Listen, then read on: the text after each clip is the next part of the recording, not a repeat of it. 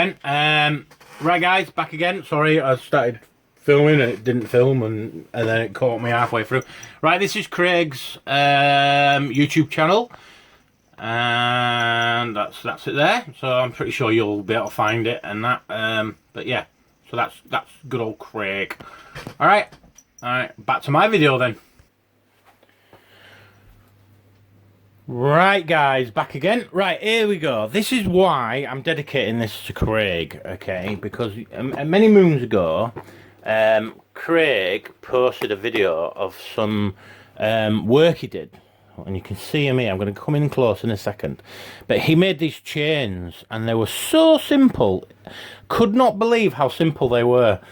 And he made these chains and they're just like some of the greatest scratch building I've ever seen in my life, but they were just so simple, and I can't believe it. No one else had ever done it before, or they have done it before, and I've never noticed it. But when I noticed Craig's channel, and he produced these beautiful chains, and I thought, oh my god, it's so simple, and they're just really orky. So obviously, I just copied the shit out of it. Alright, so this is why this video is dedicated to Craig. Okay guys, so I'll just zoom in, so give us a sec. Right, here we are back again, and we'll try and get this focused in. Right, so this is the bottom part of the leg here, as you can see. And I'll explain some stuff that I've done on it. I've kept it on this for the moment, but what I'll do is I'll take it all apart now, so it's easier for me to shift it around. I'm trying my hardest to get this foot done, because I want to glue it onto the main body part, the waist part, because it makes it sturdier. Okay, so this is why I'm getting this done, and I'll just talk through some of the processes that I'm doing on this foot. Okay, foot and bottom part of his leg. So in my head, and I know you lot like coming into my head and seeing how my brain works. Okay, this foot obviously pivots. Okay, and it pivots like the other foot which I've built. So you can see here the ankle bone here, or ankle bit here, all right, and it pivots like so. Okay, so you've got the center of gravity coming down here to the tip of his toe. So if you look at how human beings walk, they sort of fall and then they go like that, don't they? To balance, and that's how they walk. So that's how I've had to come up with this idea, but I've obviously gone a bit more elaborate than that. So it's got all these pistons in here and stuff, and this is what I'm doing with the chains. Okay, so in my head, like you all should know, I try and build things so they actually look like they work. And there's nothing worse than looking at a model that someone's built and going, yeah, what a load of bollocks, that's never going to work. And that makes orcs a joke in Warhammer 40k. Not because Games Workshop made them into jokes, because some of the players and builders are building them to be a joke. So this is why I'm trying not to build them in that way. I want to build them so they, you know, there is a little bit of orc willpower willing them on to work, but you know, this is the way I build things, so I want them to look like they work. So in my head, inside here is a sprocket. Okay, so when this chain is pulled and another sprocket here pulled, it'll move and move the foot, so the foot will move.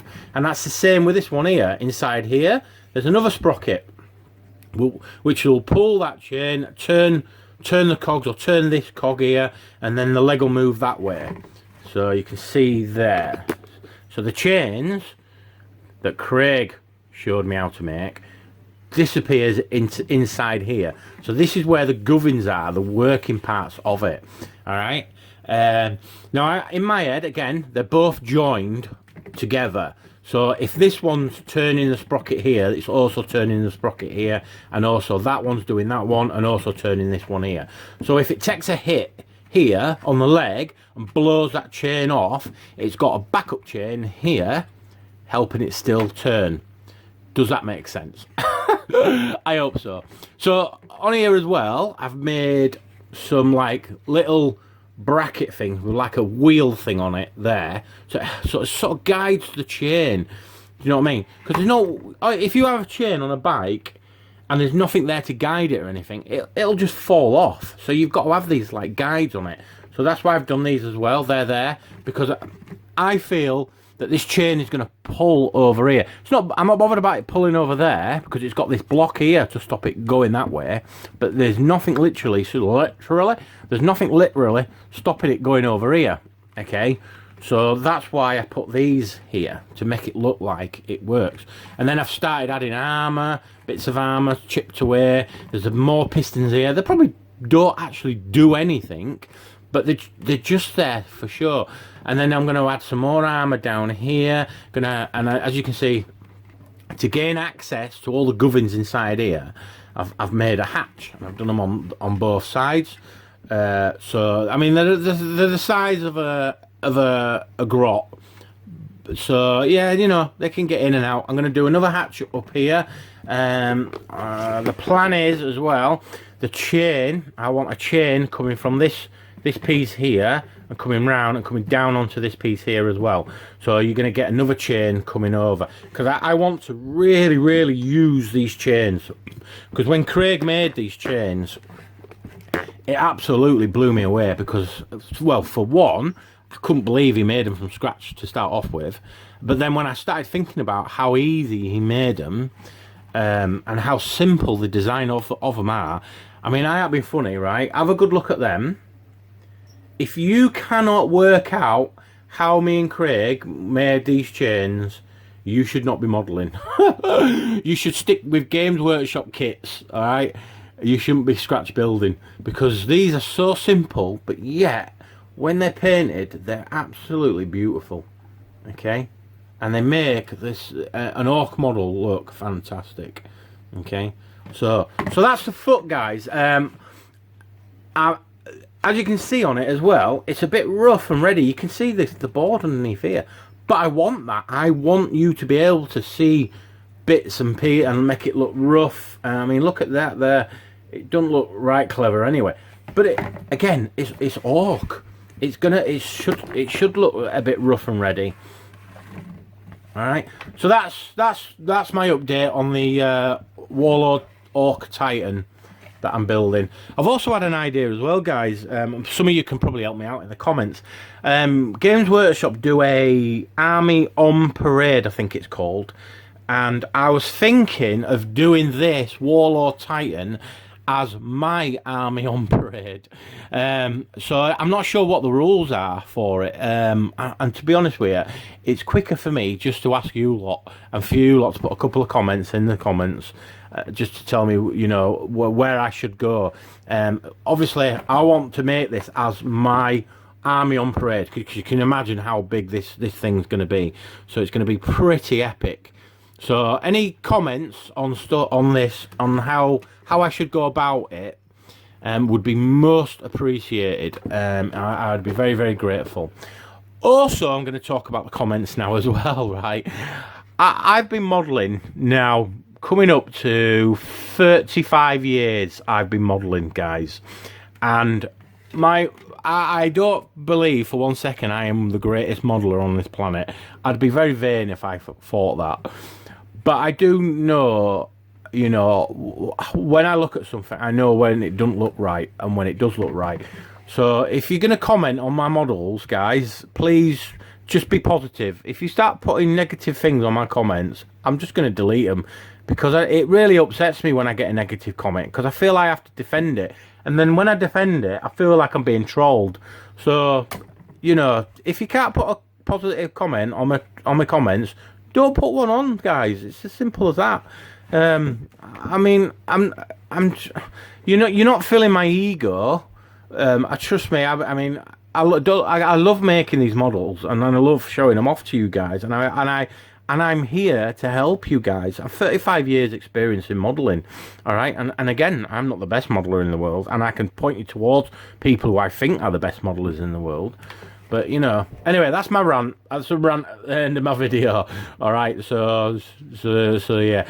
I'm going to do another video in a minute as well, which is going to blow you all away. So I'm hoping this is blowing you away. But yeah, anyway, dedicated to Craig from Bang. And yeah, awesome. Right, guys, I'll speak to you later. I've waffled on enough. And yeah, I think I've wasted... Oh, sorry, I'm going to show you this as well. I'm sure I showed you this before. But when I built these legs, because I'm planning on building these legs to make another model but smaller and a stomper. This keeps moving. And I'm going to make a stomper using this style of legs, but obviously about that high. So compared to these legs, it's going to be that high, so the body will be about that big, and then the legs will be this thing. But on the legs, when I built them, this is a tip. This is a tip for you. I'm going to try and do this without disturbing anything too much.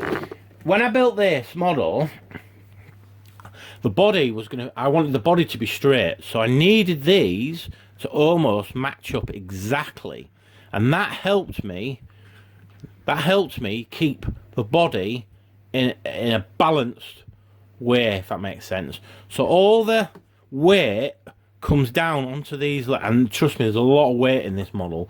This is why I needed to get the center of gravity almost right. So on this leg here, the center of gravity comes down the leg like that, so it sits on there.